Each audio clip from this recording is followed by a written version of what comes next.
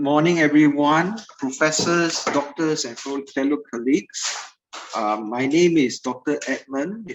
If you all don't know me, I'm one of the clinical hematologists in the Department of Medicine. It's my pleasure today to be a moderator for the first talk. Okay, it's my pleasure to introduce the speaker, Dr. Liong.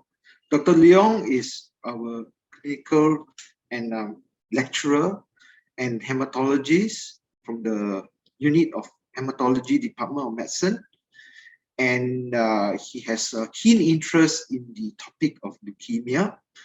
He obtained his master's in general medicine in University of Malaya and joined us in 2018.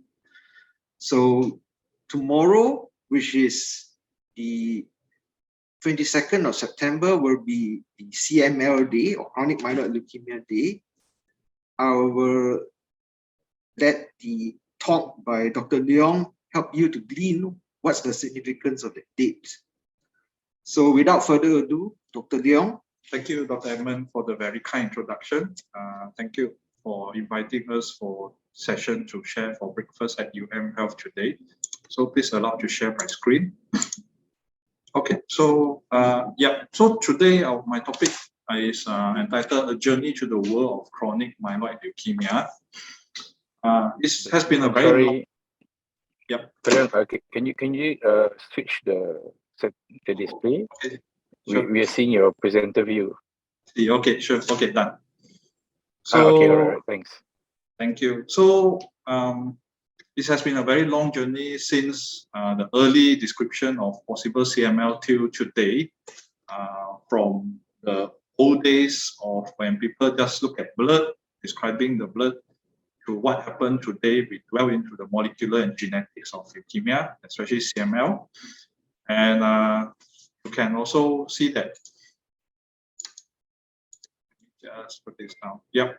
In the olden days, people used things like poison or arsenic acid really to treat CML, until today when we have very specific medication to treat this condition and bring about a change in patient life. Yeah. So let me start with a real case that we have seen in our clinic. We have a 67-year-old lady, initially presented with fever for 4 days, having productive cough, whitish sputum. She also complained of being tired with poor intake. She has underlying diabetes and hypertension. So on examination, the patient was alert, blood pressure slightly highish, but is having fever as well. Lungs actually got crepitation in the right to middle lower zone. There's incidental finding of splenomegaly on abdominal examination. The blood investigation at first glance, white blood cell is 20. Well, probably due to infection, most of them would guess. But when we look at the differential count, there's quite significant basophilia there. And this was proceed with peripheral blood film, where we notice there's neutrophilia with left shifted maturation. There's basophilia with occasional blast. So something tells us that, this is not just a simple infection. We don't have things with basophilia or occasional blast in a simple infection. Anyway, the chest X-ray did show there's lobar consolidation, and just attach a peripheral blood film. What could this be?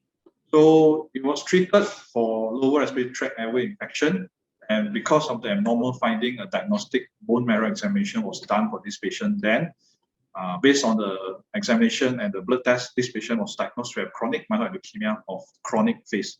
Yes. So let me go into the topic of CML. CML, or what chronic myeloid leukemia, is part of the myeloproliferative neoplasm, MPN. What happened in this leukemia is there's dysregulated production and uncontrolled proliferation of matured and maturing granulocyte with fairly normal differentiation. So this makes it fairly different, a bit different from the others acute leukemia that we are seeing, because here you have the mature and maturing granulocyte, and they can differentiate well actually. The very first historical description of CML dated back probably about 100,000, 1841. in Glasgow when these two physicians actually described patient having fever, splenomegaly, leukocytosis, and they also noted the blood actually color was a bit changed as well from the description at that point. About the same year in German, this Dr. Rudolf Virchow, I think you will have known this physician very well, saw a patient with similar presentation, and both of these cases were then described in a different medical journal about the same point, which most likely looking back retrospectively, these are the very first description of CML that we have about at that point about 200 years ago. So from what we know now, this CML has slight male predominance. The median age of diagnosis again is median 50 to 60 years old, more middle age to near elderly. In Malaysia, our statistics tell us that it's about 12.5% of the overall leukemia cases in this country. What could be the sign and symptom that the CML patient have? Of course, in the earlier case, you can see that patient actually come in with a pneumonia and then incidental finding of this abnormal blood finding leading to diagnosis of CML. A lot of the CML patient may be completely asymptomatic. They may be walking on the street, they are very well, they'll be probably sitting next to you in the hawker store eating away. Some patients, because of their splenomegaly, may have feeling of fullness. They may have abdominal extension or feeling tired easily. When we examine this patient, most of the time the hallmark will be splenomegaly, which is quite big. Some of them may have limb adenopathy. And if the disease is in a more advanced stage, they may have symptoms such as pallor as well. Yep. So when we look at the peripheral blood film, I'm showing this for those who are interested in looking at film, and also to tell you how this is different from the other acute leukemia. So the big peripheral blood film that on your left side, you can see that you have a lot of white cells from the maturing and the matured granulocyte. All white cells, neutrophil, you can see all stages of maturation there. Whereas on the right side, on your right side, the smaller peripheral blood film, when you have acute leukemia, you have a sort of very homogeneous population of similar looking blood cell. So yeah, so these are the difference between chronic myeloid leukemia and acute leukemia when we look at the blood film really. And if you pay notice to the big picture, you may see some basophil, eosinophil lying around as well. Okay, colors may be a bit off in the presentation. Apologies for that. Yeah. So when we talk about CML, the important thing is to know about the genetics of CML also. Of course, we are not geneticians, but I think this is essential for the understanding and for further talk. This really is the background of things that we need to know. Most of us will know that this is translocation between chromosome 9 and 22, and the abnormal chromosome 22 is what we call the Philadelphia chromosome. This PH chromosome actually harbors the BCR-ABL1 fusion gene, and they form this what we call BCR-ABL1 fusion protein. And what happened is actually they would activate the tyrosine kinase pathway, and the tyrosine kinase pathway subsequently would activate the diverse group of intracellular pathway, and then you lead to proliferation, and what you happen to see is white cells, a lot high white cell and the abnormal peripheral that we are seeing. Okay, so who really sort of discovered or find out the Philadelphia chromosome? I think the legacy goes back to 1960 when this Peter C. Nobel and David A. Hungerford first detected the tiny abnormality of the chromosome from patients with CML. They were actually doing study at that point, and both of them were actually in different institute in Philadelphia. And for that, the chromosome was actually given the name of Philadelphia chromosome. And this actually started off a lot of research thereafter on Philadelphia chromosome, things like that. So just to give you a clearer picture of how and what Philadelphia chromosome sort of concept is, this is a picture to show you. This is a normal chromosome, the first one, 9 and 22. And your usual ABL gene will be lying on the chromosome 9, and then your 22 will be at the BCR gene will be at the 22. In CML, what happened is they break off, and then there's translocation. So your chromosome 22 now become the abnormal one Philadelphia chromosome with BCR-ABL gene covering the gene there. Yeah. So how do we go about to diagnose this? This is a picture showing that we are doing a bone marrow examination. The diagnosis lie on finding the typical phlegm in, the blood phlegm and also the bone marrow findings. We need to demonstrate that there is Philadelphia chromosome via the karyotypic banding. Looking at cytogenetic, we say, yeah, there's translocation 922. Nowadays, we also do this more specific test. We look for presence of BCR-ABL fusion gene by FISH, and also looking for this BCR-ABL fusion protein or mRNA by real-time PCR. These are all done by our lab.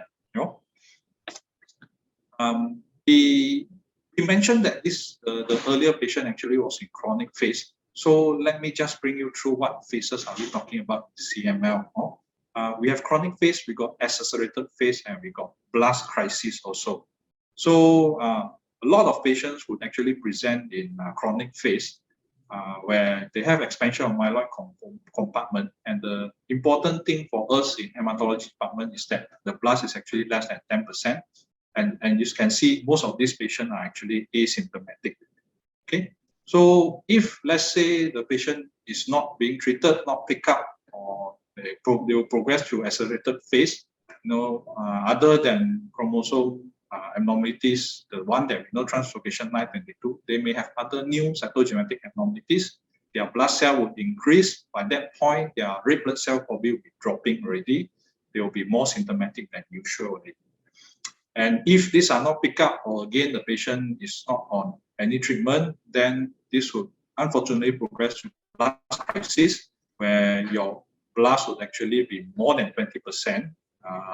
You have a lot of genomic instability, a lot of abnormalities there. And essentially, this sort of has become an acute leukemia and will need very aggressive treatment already.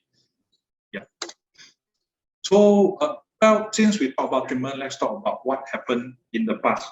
A very humble beginning in the sense that many years ago, the very first treatment that was being described in the Lancet journal was using 1% of solution of arsenic trioxide.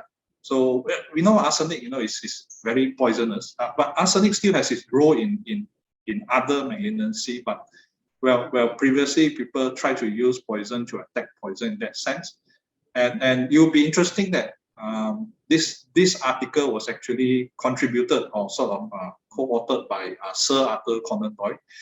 He is being the most famous as an author of Sherlock Holmes. I'm sure most of you have read the story or have watched the movies. But yeah, concurrently is also a physician at that point. Yeah, so he's multitasking. Well, he seems to be a famous physician to be able to contribute to the Lancet journal, but most of us will remember him as the author of Sherlock Holmes, really. Yeah. So afterwards, actually, when X-ray was discovered, doctors tried to incorporate radiation therapy to radiate the spleen, because most women have splenomegaly really, but that doesn't change the prognosis of life. Subsequently, there's people use busulfan and hydroxyurea to try to reduce the cell counts, but really, other than bringing down the cell count, that doesn't change the prognosis overall as well. Only in 1980s, when we have interferon alpha, then this showed to have induced some form of remission and improved survival in patients with CML in chronic phase. But again, interferon alpha is not something very pleasant. It's an injection, a lot of side effects really. So yeah, you have something to help, but with a lot of price really to pay off. At the same time, around that time, 1970s to 80s, people also talking about using transplant, stem cell transplant to whether it can treat the disease or not. So in the early 70s in UK, they tried to use autologous stem cell transplant, but well, the response was not really maintained and patients still pass away. 10 years down the road in 1980s, they tried to use allogenic stem cell transplant with this matched siblings. Well, there's some success rate in the sense that looking back, then transplant-related mortality was 20%. Probably at this point of time when we talk about it, not really acceptable. 5-year survival is at 60%. Again, putting this at this point of time, we will say this is not great, but that's what they have at that point of time in 1980s. That's the best bet if patient has a matched siblings already. Then going on to 1990s and 2000s, things really changed. Something new came into the horizon, and subsequently will change the whole paradigm of treatment for CML. We are talking about Imatinib. It was held as a golden bullet for CML. It sort of entered clinical practice at near 2000, but things didn't really pick up until we have this international randomized study of interferon and ST175 trial, or what we call IRIS trial in 2003, that actually convincingly proved to everyone that this new medication, tyrosine kinase inhibitor, Imatinib, delays the disease progression versus interferon and cytarabine. Remember, then interferon would be the standard of treatment before Imatinib came into practice, because that's the only medication that proved to change the timeline and sort of induce remission in that sense. I'm not going to bore you with the details, but let's just look at one of the long-term outcome of Imatinib from the very original study. This is in NEJM for 2017. You look at the two lines, yellow and green, Imatinib and interferon. You look at it, you probably feel, hey, how come the patient who survive actually doesn't differ much? But there's a caveat here. Most of the patients who are on interferon alpha will actually switch to Imatinib. So what you can see is essentially, even though patients switch over sometime later, their survival would still be very good. We are looking at something about 70 plus to 90% already. And those who start off with Imatinib still do better, even though the initial few years they seem to have the same survival curve. So yeah, so this just shows you the efficacy of Imatinib to treat TKI, to treat CML really. So just a summary of what we have gone through in the years of 8,800, people using arsenic, spleen irradiation, sulfur hydroxyurea. From when we look at retrospectively, all these are really palliative therapy. They don't prolong the patient life. Things only started to pick up somewhere in 1980s when we have stem cell transplant, we have interferon, we have Imatinib, and subsequently we talk about having second and third generation tyrosine kinase inhibitor also. In fact, just last year, there's a breakthrough when people actually have this new medication called Asciminib, which is another type of inhibitor for BCR-ABL.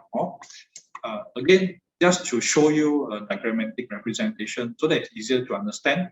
The usual TKI, when we talk about Imatinib, they bind to the ATP binding site, but Asciminib actually binds to this myristoyl binding pocket, a different target, but still works on the patient's disease really. So let's go back to the patient after we have talked about management a lot. The patient after the diagnosis of CML was started on Imatinib 400 daily using Chiat program. I'll talk about Chiat program briefly in a while.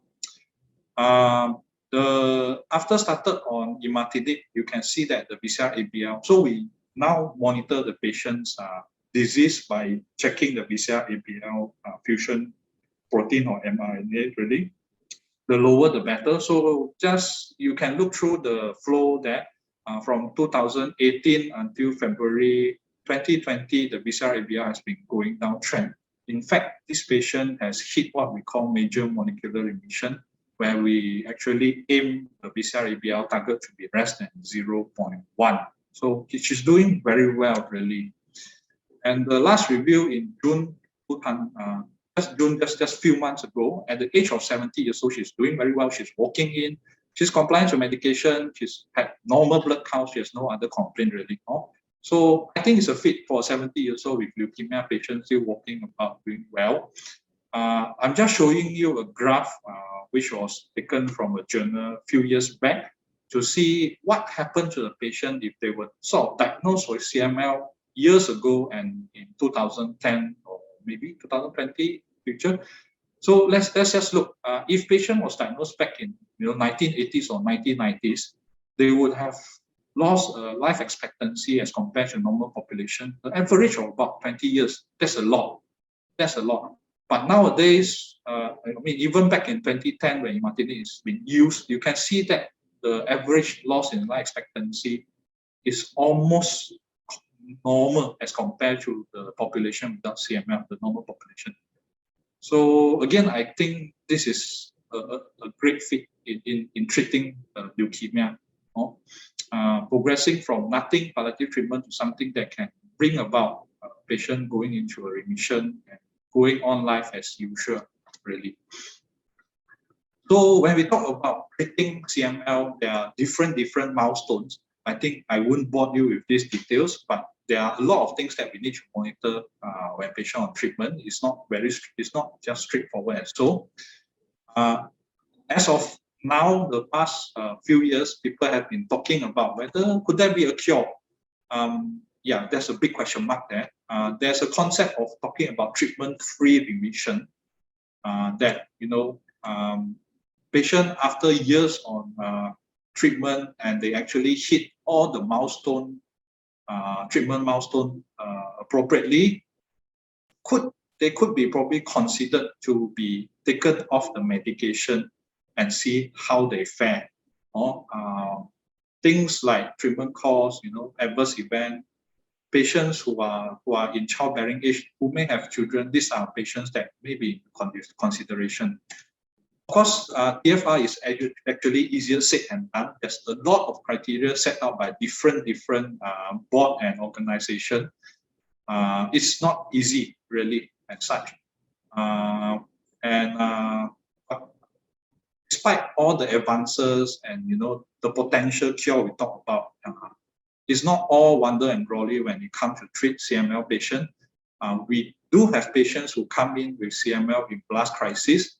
These are very aggressive, and it's not just using TKI to treat. They will need upfront chemotherapy, and usually the disease are very resistant even with treatment as well. Some patients, despite on proper tyrosine kinase inhibitor, their disease may progress because of clonal proliferation or mutation, really. And there are patients who just feel, after compliance for 3-4 years, if they are well, they started to be non-compliant and disease come back, make a bad return, things like that do happen. We talked about GPAP program just now, where previously patients were actually on this global initiative, patient-assisted program. This is a model where actually there's an NGO, this Max Foundation NGO that collaborate with the pharma company to provide medication for patients who cannot afford it. And this has been done not only in Malaysia, but in many countries. Max Foundation is actually launched after, you can see this small portrait. This is a young boy, Max, who actually passed away due to CML problem. So the family, especially the mother, actually came out with this Max Foundation, and it became an international movement really now. So in Malaysia, we have the Max family, we have the Max Foundation support as well. You can see that, yeah, this is a picture on the lower side, Malaysian patient and the committees cheering on. So I think it's apt that we talk about CML because tomorrow will be a World CML Day, where we remember what happened in the past and what a lot of promises given for the patient treatment, and things need to go on again really for the treatment of patient. The discovery, the legacy of Philadelphia chromosome may serve as a model for many other cancers, whether when we look into the molecular, the genetics, whether we could pick out something very specific and actually dwell into it, have new discovery, new inventions, new treatment to actually bring about a better outcome for all the patients really.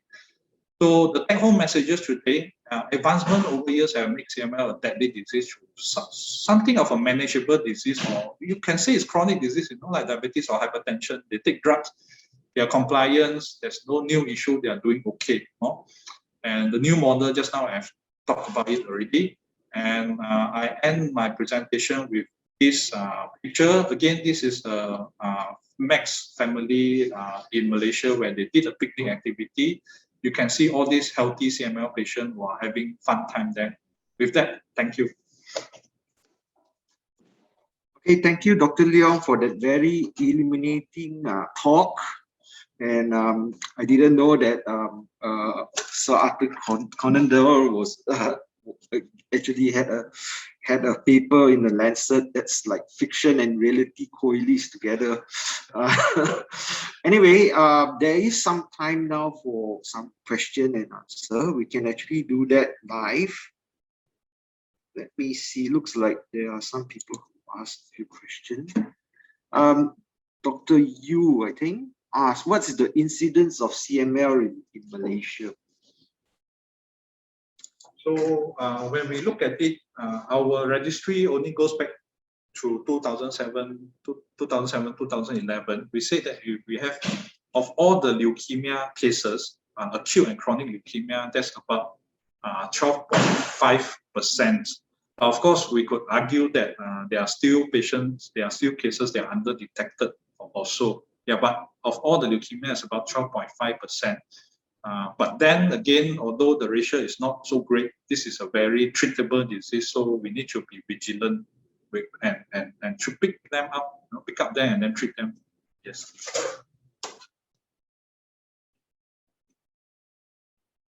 Okay, are there any more questions?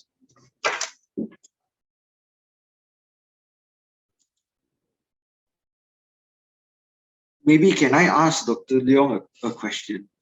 Dr. Liong, you mentioned about Asciminib, which is a new inhibitor. What is the potential role of Asciminib? I mean, which part or which timeline of the treatment in the patient would you consider this medication, and is it available in Malaysia at the moment? So yeah, thank you, Dr. Edmund, for the question. So Asciminib is a fairly new drug. Unfortunately, it's not really readily available in Malaysia yet, unless we are talking about compassionate use for certain patients. So when does it come into role? We are not talking about using it as first-line therapy for CML patients. As of now, Asciminib is usually reserved for those who actually have failed 2 or 3 lines of TKI inhibitor, or those who harbor certain mutations that doesn't allow them to actually, doesn't allow the usual TKI to act optimally on this. So in future, hopefully when the drugs are more popular, we may have access to this medication that would reserve for a very small cohort of patients that have problems with the usual common TKI or with those mutations really. Yeah. Thank you, Dr. Liong, for the answer. Well, I think we are reaching the limit of our talk. So I think if there's any questions, any burning questions, you can type them in the chat box, and Dr. Liong will try to answer. Okay, with this, we close the first session. Thank you very much.